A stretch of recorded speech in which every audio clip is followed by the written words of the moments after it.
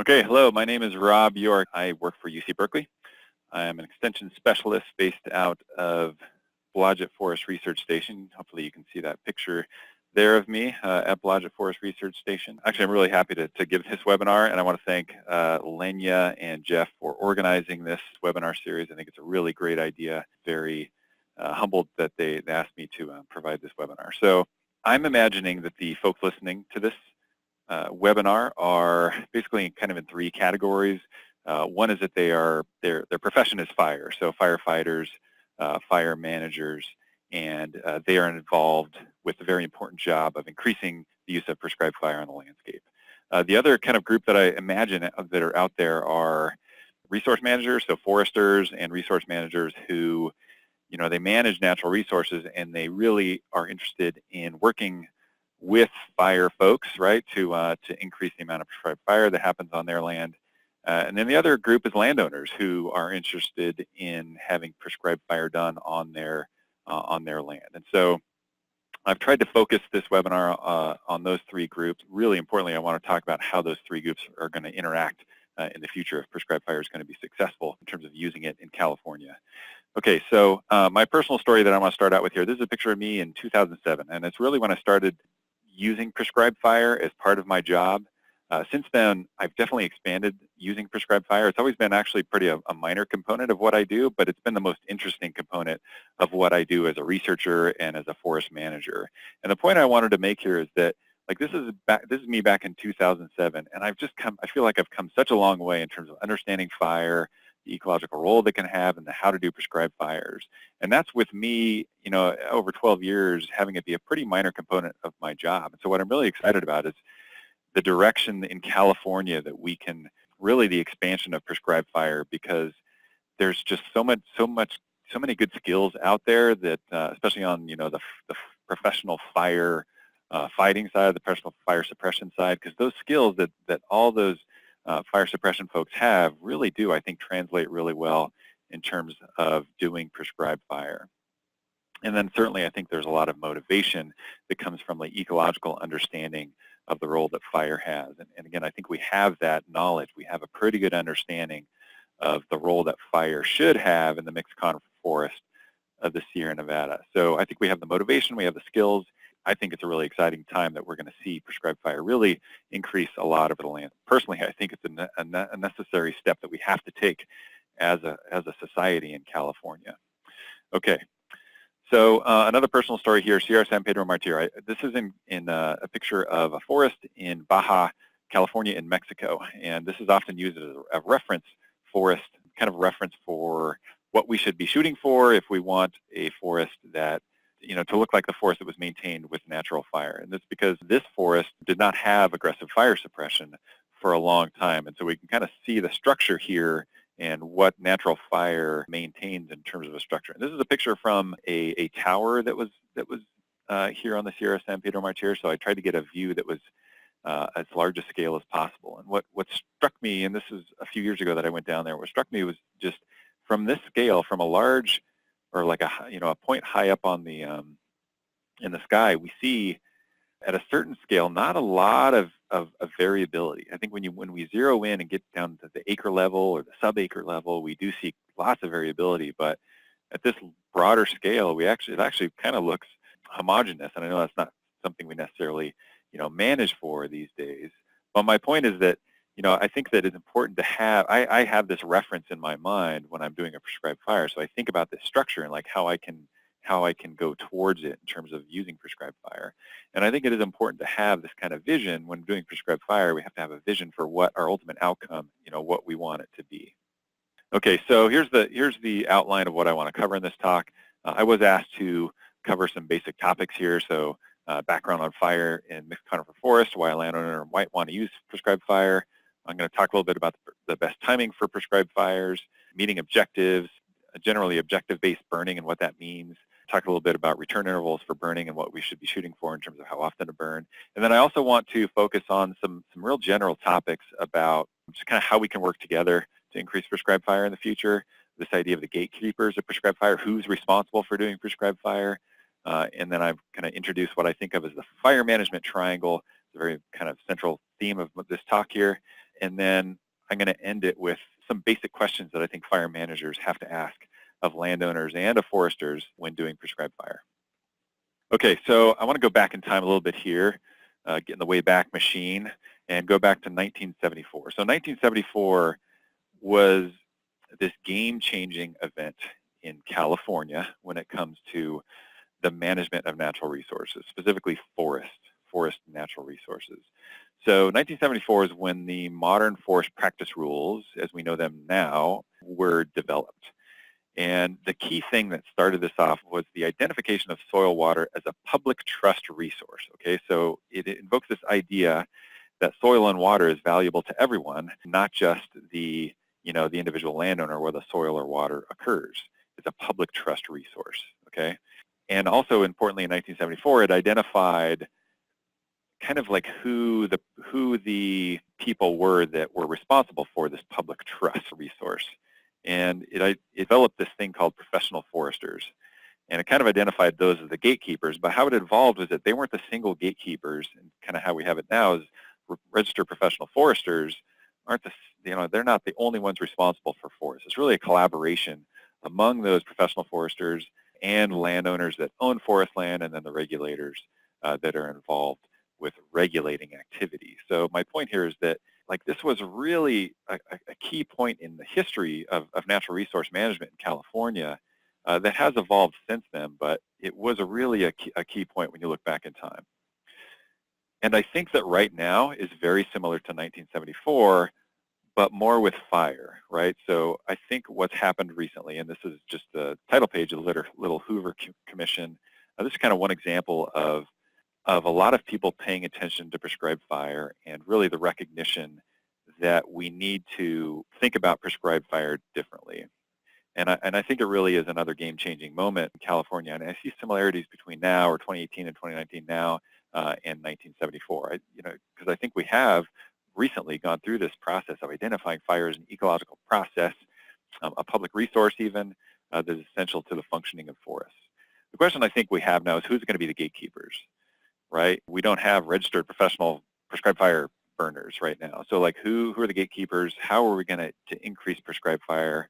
How are we going to do that across the landscape? I mean, it'll be really interesting to see how it develops. One thing I know, or at least I would offer in terms of my opinion, would be that a collaboration is going to have to develop between landowners, between foresters, regulators, and fire managers. So to kind of develop to borrow a point here from popular culture. So if you're a Thor fan here, a fan of the Thor movies, then you recognize this character. It's Heimdall. So he's the ultimate gatekeeper, right? So he was the guy who singly responsible for people going in and out of Asgard, which is of course the alien planet. So he's definitely a resource the public can trust. My point here is that it's not really just one person that's going to be responsible for this public resource. It's got to be a collaboration. So Asgard and forests will need more than just one gatekeeper. Okay, sorry for that digression into pop culture. I'm coming back into basic forest ecology here.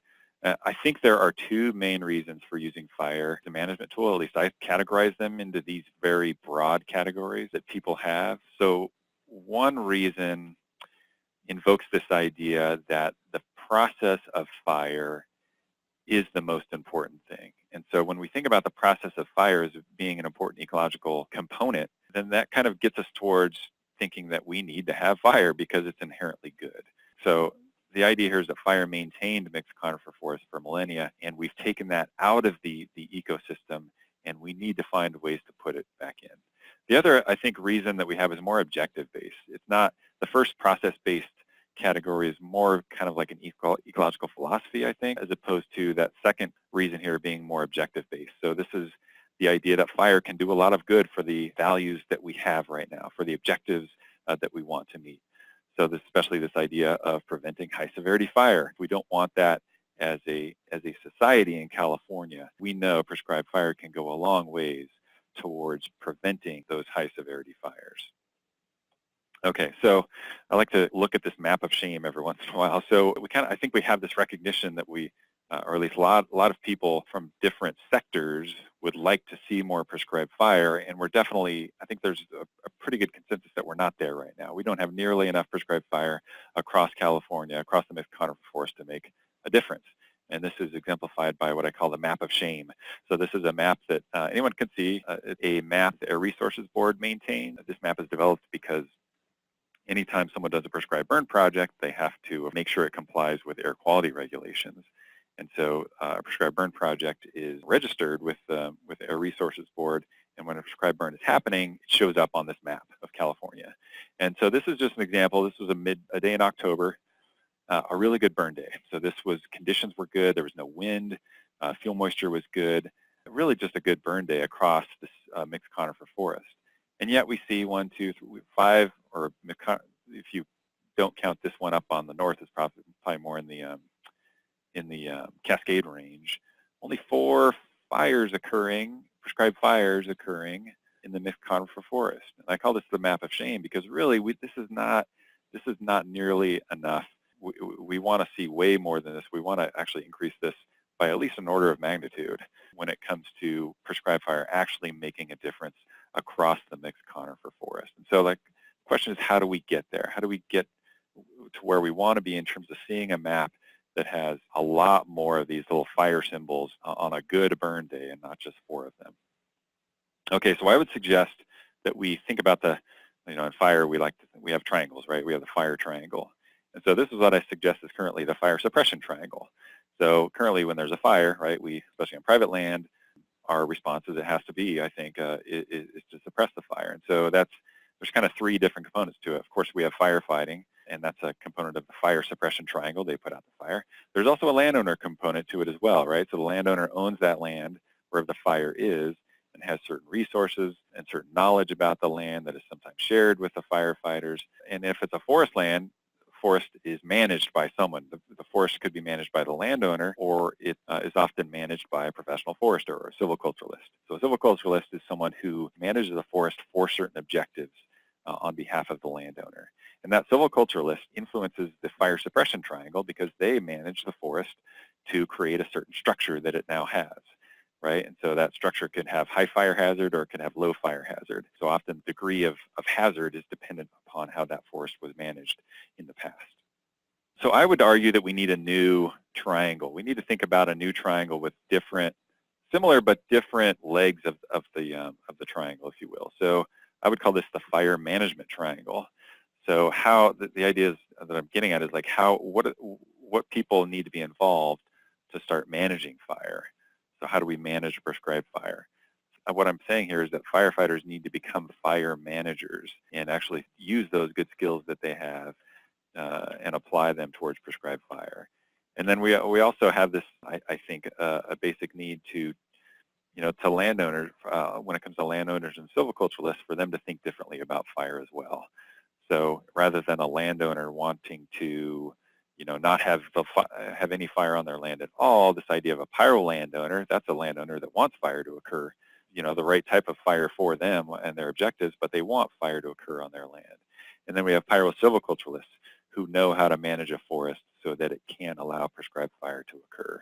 So I would suggest that we kind of think about this fire management triangle as the way to move forward in terms of collaborative work towards doing more prescribed fire.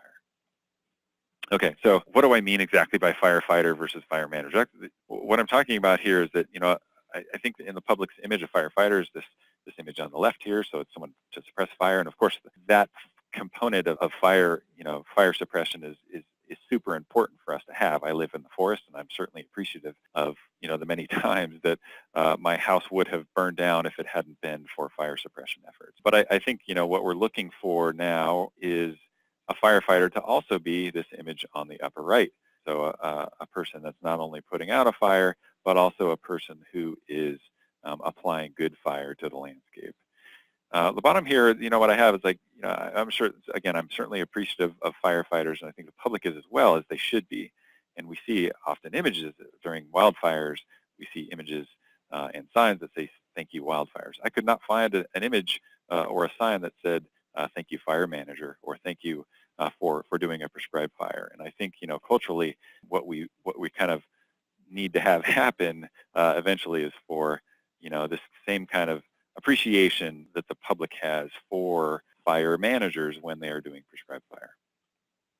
Okay, so landowner versus a pyro landowner, I think it's fair to say that the vast majority of forest landowners out there are still very wary of fire on their land. This is actually a picture of my 10 acres of forest land that I have, so my little 10 acres of heaven that I have in the MixedConifer forest. As you can see, I have fire on my land a little bit. These are little windrows that I've been burning, and I've been doing a little bit of broadcast burning as well, but vast majority, I would say, of my neighbors would rather not have fire on their land for totally logical reasons. So pyro landowners are those landowners that actually want good fire to occur on their land. And there aren't a lot of them out there, I would say. So I think the key here is like building on that population that we do have and increasing the numbers. I think the key here is early success with those collaborators that we do have. This idea of prescribed burn associations, I think, also is a good lever for us to have in terms of creating more of that pyro landowner population.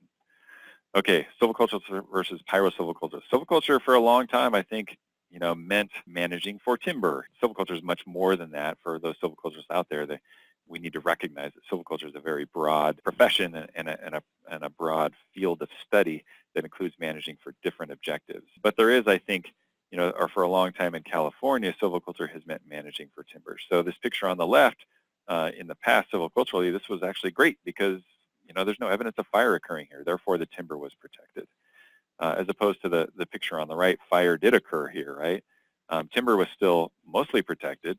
There was a little bit of a compromise in this sense. In this case, this picture is actually from a fire that occurred, a prescribed fire that occurred, I think it was 12 years ago or so. And it was kind of a hot fire. You can see the scorch heights here on this ponderosa pine are getting up there. But my point here is that like a pyrosilviculturalist sees this stand structure as highly favorable because it's ready to accept a fire. It's ready to accept prescribed fire.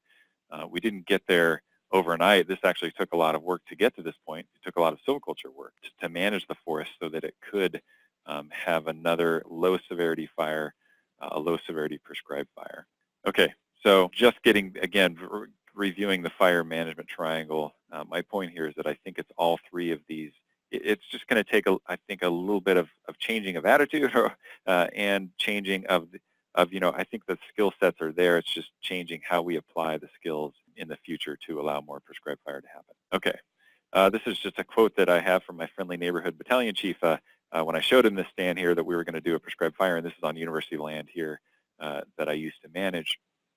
And he said, well, that's some low-hanging fruit, and he's certainly right. Like, this is a really nice structure for us to be able to burn in. My point here is that it didn't just come this way naturally. We had to work through prescribed fire and through mechanical treatments as well, through harvesting and thinning treatments. We had to create a structure like this so that it was a low-hanging fruit at some point that we could maintain with prescribed fire. Okay, so what are the goals that a fire manager would have for burning? I think that there's general recognition that we need to shift from strategic placement of prescribed fire. So in other words, fuel breaks that cover a relatively small amount of the landscape towards larger landscape level restoration. Okay, so this is the idea of just increasing the overall level of burning that we do and thinking beyond shaded fuel breaks. Because when you think about a fuel break, the idea with a shaded fuel break is fire suppression, right? It's not to allow good fire to occur. It's to put out fire so that it doesn't spread across the landscape. Okay, so I think there's this shift that's going to have to happen in terms of how we think about placement of fire. Reducing the severity of the next wildfire on all acres. This is related to that point above. Okay, I think that the main goal that we have is reducing fire severity of the next wildfire, which we know from lots and lots of study that it's all about the surface fuels. Okay, so the surface fuels we know are still the highest priority of the various components of the forest that we have out there. We have the surface fuels, we have ladder fuels, we have canopy fuels. We know from decades of research that it's those surface fuels that are of the highest priority. Ladder fuels are important as well as our canopy fuels, but the highest priority remains to be the surface fuels. And prescribed fire is just a really good way to do that. And actually from a management, when you think about it from a management perspective, it's just so hard. There's no really another good tool that's as good as fire when it comes to reducing surface fuels. another personal story here of why I'm into prescribed fire is because when I first started doing it, I realized just how efficient it was. And this is me coming from a management background. I realized how just good and efficient and cheap, actually, fire was at reducing surface fuels. And I saw fire doing the work for me. And I thought, wow, if I didn't have fire here and I had to try to think of another way to get rid of all the surface fuels, it would be a lot harder to do it without prescribed fire. And so, I think there's also that kind of utilitarian aspect of prescribed fire, and that it can actually help us meet our objectives quite efficiently. And then this third point here is, in terms of the goals for burning, maximizing longevity of the treatment. So effective prescribed fires that actually do reduce surface fuels, because we don't have the resources to do to have inefficient burns. We have to have our burns count when we do them. So maximizing longevity of the treatment is certainly an important goal that we have. Okay, a famous fire scientist friend of mine, a good friend, said something that I've always remembered since he said it. So low severity fire begets low severity fire. The idea that once we do a prescribed fire, a low severity fire, it sure is a lot easier, or we can expect the next wildfire to be low severity. And also, like from a prescribed fire perspective, it makes that next fire easier. And I know that from experience. The more that we do prescribed fire in a given area, the easier it becomes over time. This is just a graph. I don't have a lot of graphs in this webinar, but I do have a few. This is just torching probability. So this y-axis over here is the probability that we would get torching occurring under severe wildfire conditions. And so on the x-axis here, we have a control, and then the area where we've experimentally done prescribed fire, and then experimentally done mechanical only treatments without fire, and then mechanical plus fire. And then we have that is the torching probability of stands before doing any treatment, and then 1 year after, and then 7 years after. So what I'm showing here is the control, so torching probability, you could think of that as a metric of hazard, right, of fire hazard. The higher up on the y-axis, the higher the fire hazard. So the control of the fire hazard went up over time. And what I'm showing here is the effect, the very kind of really, I think, striking effect of prescribed fire on torching probability. So this is when we use prescribed fire, torching probability went down close to 0, and then mechanical plus fire close to 0 as well. And it persisted for quite a while, at least 7 years is what and we're still tracking this over time, but the effectiveness of that fire persisted for at least 7 years, and it continues to persist.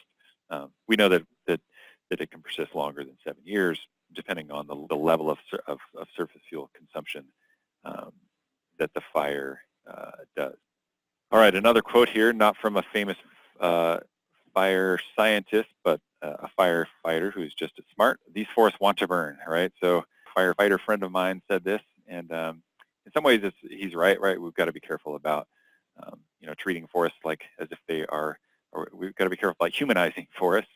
But in some ways, like if you think of along these terms, kind of help us motivate wanting to do prescribed fire. If you think of a forest wanting to burn, and if we so how we, what we're doing now in terms of prescribed fire and treatments in general is we are just modifying the way in which it burns, because it's going to burn.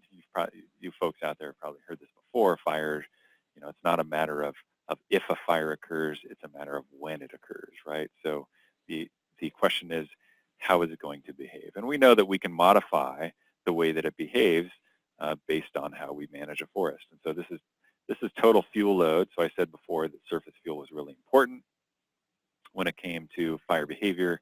And this is just a control where we haven't done any prescribed fire and surface fuel load is 50 tons per acre. And then where we have done prescribed fire and a mechanical treatment plus prescribed fire. Just the difference here is huge, right? Hopefully you can kind of appreciate this difference in the effectiveness of prescribed fire in reducing surface fuels. Okay, so I want to get back to this idea of the fire management triangle, because I think for me, in my opinion, a lot of our success will depend on the degree to which we are going to be able to collaborate among those three components of the fire triangle. So I'm trying to think here now from the perspective of the fire manager specifically, and how the fire manager can keep the landowners and the silviculturalists happy, specifically pyro landowners and pyro silviculturalists. How can we keep them happy? I think there are 4 points here. One is that We need to understand the pre-suppression fire regime and kind of how fire naturally occurred across the landscape. There's this idea of dregs that I want to talk about, disturbance regime guided silviculture. And then balancing this idea of process-based versus objective-based burning, which I'll get into a little bit with these upcoming slides, and then understanding and mitigating the perceived downsides to burning. Okay, so the natural fire regime, and I'm borrowing this slide here from Professor Scott Stevens from UC Berkeley. So the fire regime, the natural fire regime, is often kind of used as a guide, right? It's used as a guide for how we want our fire regime to be. To be clear, our fire regime now that we have is nothing like the natural fire regime that we had before fire suppression. But we do know a lot about the natural fire regime, what it was like before fire suppression. So usually the fire regime is described in terms of the effects on plants. And of course, there's more to an ecosystem than just plants. And I have a bias towards plants because I'm a vegetation ecologist and a forester. But typically, we think about a fire regime in terms of the effects on plants. The major attributes of a fire regime, they include a temporal attribute. So this is the idea of seasonality. So when did a fire occur? And then fire return interval. We know that most fires occurred in the late summer and early fall. Sometimes we see them occurring in the dormant season, so in the winter, and sometimes in the springtime as well. But the majority of them we know occurred in the late summer and early fall. Fire return interval, again, we have really good data on this, and it does vary by site. I think, in terms of a fire manager and learning about the fire return interval, there are good studies out there across a MixedConifer forest, and one could look up the fire return interval in the area where they're working. But in general terms, I think there's pretty good confidence that the fire return interval varied between 8 and 18 years with a lot of variability, right? That's one thing to remember, a lot of variability in terms of the time between fires. But in very general terms, this would be described as a frequent fire regime. The spatial attributes, that's another component of the fire regime. So there's the fire size, right? How big were they across the landscape? And we know that there's, again, a lot of variability here, from a lightning strike occurring and then just going out after just burning a tenth of an acre to a fire burning over hundreds of acres or 1,000 acres.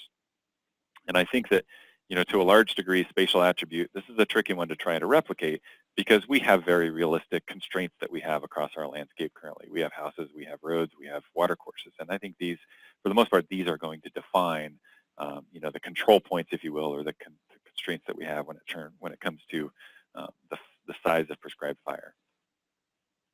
Okay, magnitude attributes. This is related to how the fire behaved, right? So we have fire line intensity, that's how much heat a fire produces, and then we have fire severity, which is the effect of that fire on vegetation. So we know that very generally we had so looking back at the fire return interval, which was a frequent fire return interval, we know that this led to, in general, a low fire intensity type of regime. I mean, we know that there was some hot fires that occurred that would kill big trees, but in general, a low fire intensity regime. Fire severity, again, I think that we have pretty good confidence that in general it was a low fire severity regime with some localized high severity effects, but for the most part, characteristic of a low fire severity regime. So this picture here on the left, this is a low intensity fire, right? It's also a low fire severity fire, because these flame lengths aren't nearly tall enough to kill these bigger trees that we see in this picture. But if these trees were smaller, if they were only 6 feet tall, then while it still might be a low intensity fire, it could very well be a high severity fire. So a lot depends, in terms of the severity. My point here is that it depends on the structure, on the forest structure that we are burning in. Okay, so I want to get to this idea of drag. So disturbance regime guided silviculture is this notion that we have in forest management that we are looking towards the natural disturbance regime as a guide for our management activity. And I think we could apply this to prescribed fires. I kind of worry about us trying to have perfect fires all the time. So fires that are perfect replicates or perfect surrogates of what we think of as the natural fire regime. And I think a way to give us some flexibility in terms of using prescribed fire and being okay with some variability is this idea of disturbance regime guided silviculture. So a fire regime has these different components that I just talked about: severity, frequency, and seasonality. And we know we're not going to mimic all of these things perfectly with our prescribed fires, but there are ways that we can kind of give ourselves a score of success when it comes to prescribed fire by looking at each of these things and how we are doing with replicating one versus the other. So this is an example here of how to quantify the degree to which our prescribed fire is in line with the natural fire regime. So we have a severity score. So my last fire, I gave my severity score 0.8 out of 1, so where 1 was a perfect score. And the reason I didn't get myself a perfect score is because I had 10% mortality. So it was a hot fire. 10% mortality is a little high. I wished it was a little bit less than that, so not a perfect score, but still like a pretty good score, right? And then we have a seasonality score. This was done it was actually late October, so a little bit late, but still definitely within the range of when we would expect a natural fire regime to have fires. So a good score, but not a perfect score. And then a frequency score. This is based on how long I waited until we did this prescribed fire. So it had been 16 years since the last one. Okay, so that's kind of towards the upper end of that median fire return interval of 8 years. This particular forest had, actually, excuse me, it was more like a 10 years between fires. And so I didn't hit that 10-year interval perfectly, but 16 years is pretty good. So I gave myself a 0.8 score. So 2.4 out of 3.0, I'd say that's pretty good. My point here is that we're never going to score a perfect score when it comes to using prescribed fire, but there are certainly different ways in which we can try to work toward maximizing our overall score, our overall kind of capacity to, again, not mimic, but try to get close to the natural fire regime. Okay, I want to talk a little bit about this idea of process-based burning versus objective-based burning. So process-based burning is this idea that fire is inherently good. We're just going to let it do its thing, right? So, and this is the notion that we do a prescribed fire and it was a success as long as we didn't have an escape that was too bad, right? And I think, in some ways this is actually a pretty good philosophy to have, because it means we want to have fire on the landscape. And it is an ecological process that and a fire probably is doing lots of good things that we can't even measure, right? There are impacts that the fire has on organisms that are adapted to fire that we are not necessarily even measuring, because it's a basic ecosystem process that should be there. But it's, there is an extreme way of thinking about this in terms of any fire is good. The problem that we have when we have that extreme philosophy is that we're not necessarily meeting the objectives that we have in a given forest. And so that brings me to the objective-based idea of burning, which is more outcome-driven, right? So we have basic objectives that we want to meet. Maybe it's a certain number of tons per acre that we want to consume, or a certain scorch heights that we want to have, or a certain level of mortality that we want to stay below. And I think there's also the risk of being too extreme when it comes to objective-based burning, where if we don't achieve a certain amount of surface fuel reduction, then it's a failure, right? So I think there's a balance here. That my point here is there's a balance between these two approaches that I think we need to consider. Understanding and mitigating the perceived downsides of burning. I think there's a number of questions, kind of moving in here now towards the end of the talk here. There's a number of questions that I think fire managers should be asking when they are talking to landowners and to silviculturalists, so to those who own the land and those that manage the forest on that land. The first is that what level of tree mortality are you okay with? Like we need to, all of the members of that triangle kind of need to be on the same page when it comes to the acceptable level of tree mortality. And if anyone in that group says the answer is none, that's really a deal breaker, because there has to be some give and take, and there has to be some level of mortality that's okay, because anyone who's done a prescribed fire knows that there will be inevitably there will be some mortality that comes along with it, some tree mortality that comes along. The next question here is, what level of crown scorching are you okay with? So assuming that some level of mortality, tree mortality was decided that it's okay, another very important question is for the trees that survive, what level of damage to those trees is acceptable? Okay, so again, if the answer is 0, it's going to be a deal breaker because we know that when we have fire, we get some we get some damage to trees. And when I say damage, in the specifically referring to crown damage in this case, that's related to crown scorching. I think it's just important, and I'm not getting into detail. I'm not going to suggest what level of crown scorch is acceptable versus not. That's really a decision that needs to be made by the landowner and the forester and the fire manager. Okay, what degree of surface fuel consumption are you hoping for? So I think this is an important question to ask, because this often will factor into the go, no-go decision. If fire can be done, but it's not going to consume much surface fuel, then that might be a reason to delay the prescribed fire and wait for better conditions. And so kind of what the expectations are in terms of surface fuel consumption, I think is an important question to ask and for everyone to be in agreement upon.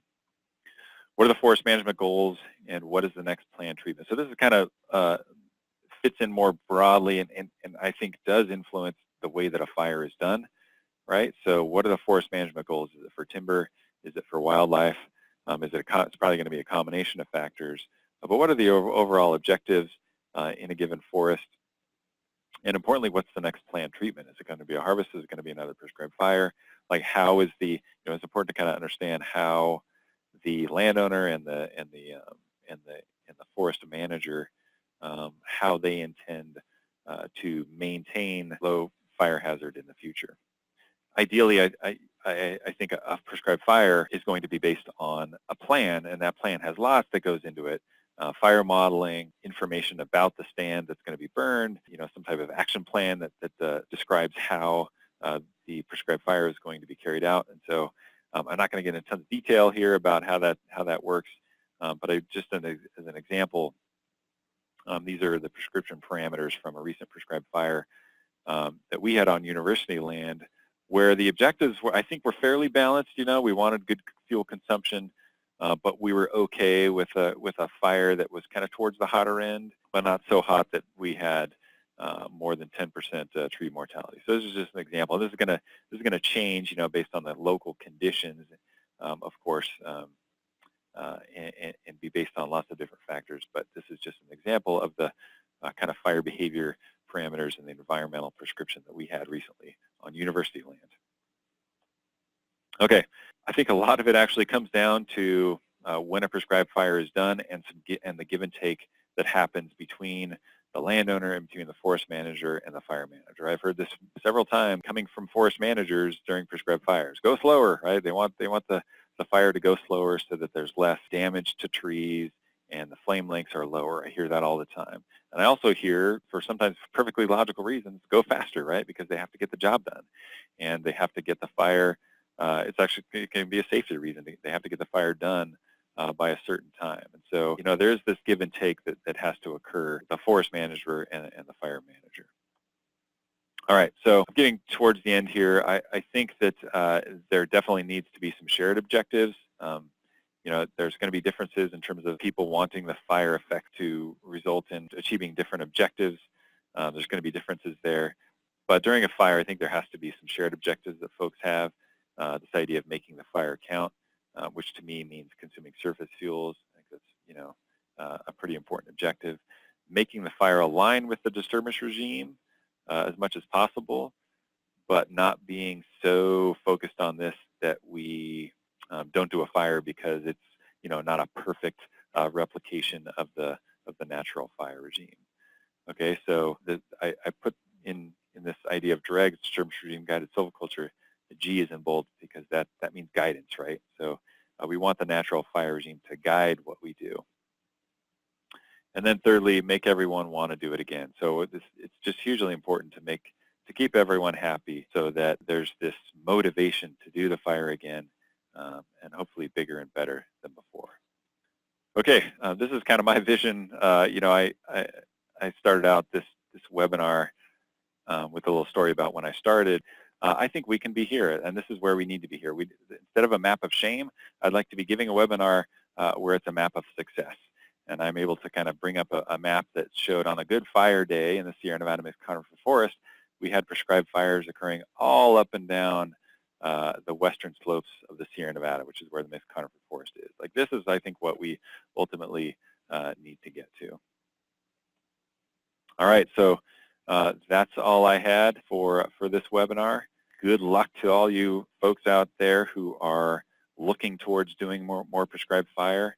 I do think we need it in terms of sustaining the mixed conifer forest in the Sierra Nevada. Fire is an ecosystem process that we have manipulated in ways that have had negative effects on the sustainability of mixed conifer forest. And so reintroducing fire at large scales is just, to me, a very important thing that we need to try to work towards. So fiat flama.